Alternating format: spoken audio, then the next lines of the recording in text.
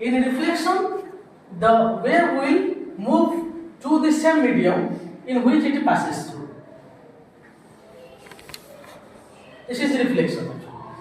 In refraction, this will move into the medium or into a different medium.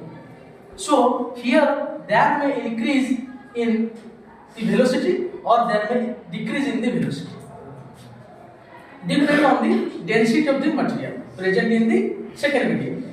If the density is high, then the velocity will increase.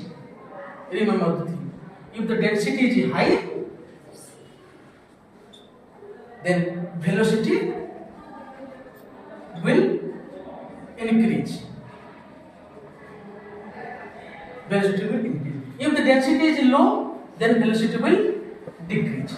So in more denser rock material, the seismic wave will move faster than less. So towards the lower mantle region, there is the increase in the seismic velocity. And towards the outer core region, the velocity will decrease. Whereas S wave will completely vanish. And if we plot this problem, here is depth and here is velocity, we will find a pattern. This is of 3000 kilometer and this marks to 2900 kilometer depth. Two curves here. This will represent to P wave curve and this will represent to S wave curve. This will represent to P wave curve. Just because this is continuous. After the Gutenberg layer, this is continuous and passing through the inner core region. But just up to this depth, S wave is getting vanished. So in this diagram, the S curve will terminate here only at a depth of about 3000 kilometer range. But here this will continue and will reach up to the depth of the core, inner core region, which is nickel iron solid.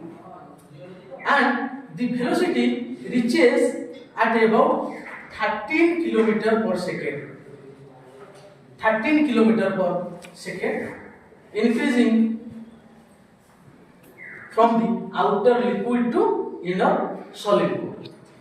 So this is the pattern how the seismic velocity changes according to the depth.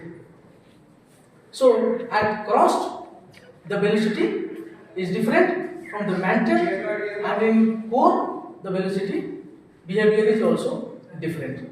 So in different part of the earth structure, the seismic behavior or seismic velocity will change from crust to mantle and mantle to core region.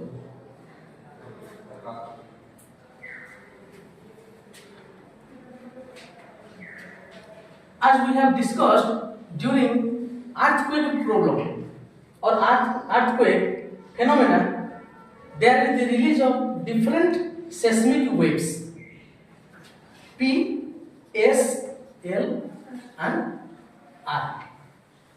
And these waves are generally generated due to the release of energy, and this is propagated by making vibration on the earth surface. So this P wave, S wave are the body waves, and L and R waves are surface waves. So just at the point where the breakage starts or energy release, that is called focus, or this is called hypocenter, and the point just above on the earth surface is called epicenter. Epicenter. So the released energy mainly P and S, are very useful to study the internal structure of the earth. How the behavior of the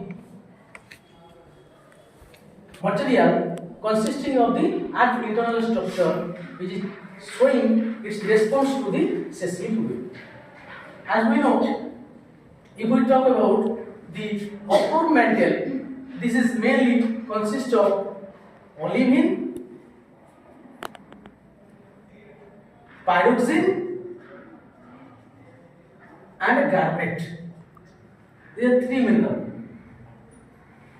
And pyroxene, this is OPX and CPX, means orthopyroxene mineral and clinopyroxene mineral.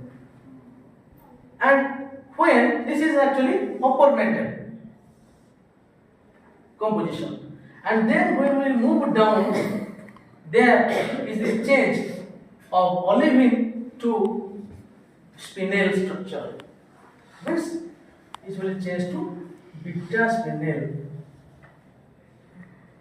Again, this will change to gamma spinel. And here we will find there is the garnet plus majorite solid solution,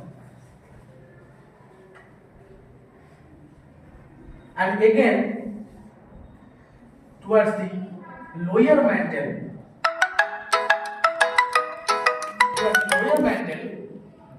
we will find ustite. Is a mineral called ustite. This is iron, magnesium, ustite plus perovskite, and calcium ustite plus perovskite. So this is the pattern how the mineral composition also changes at a different depth. At upper mantle region, we are getting this. At the transitional zone, we are getting this composition: beta spinel, gamma spinel, garnet majorite solid solution, and towards the lower mantle region, we are getting ustite, perovskite like mineral. So the mineral composition is changing with the increase of the temperature and pressure, and this indirectly controlling to the behavior or nature of the material present in the mantle. So that is why the lower mantle composition is different from the upper mantle composition, and the response or behavior of the lower mantle and upper mantle is different to the P wave or S wave in different way.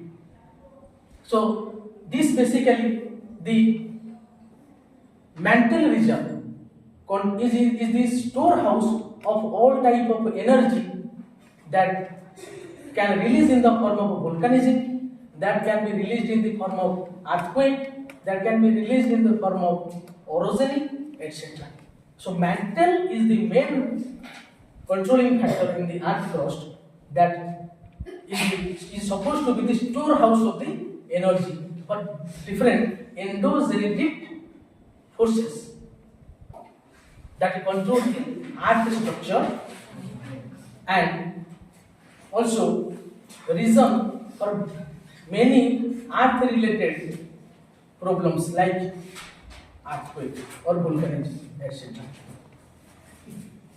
So this is how the earth internal structure can be best studied by using the seismic waves, or this is called the seismic method, and how the response of the material or earth material is varying